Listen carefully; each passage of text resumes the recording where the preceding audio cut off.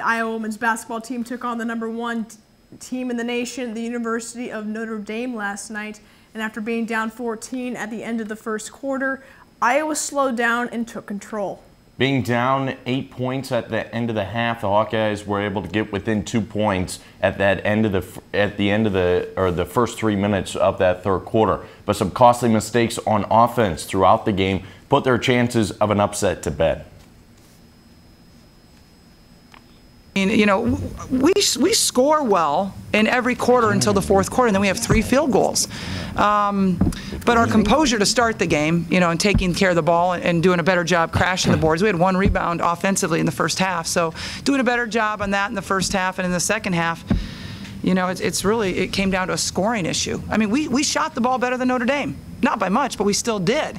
And we just didn't get as many opportunities to shoot it. They had 15 more opportunities, I believe, to shoot the ball than we did. 15 more opportunities. I mean, that's turnovers. It's really what it is.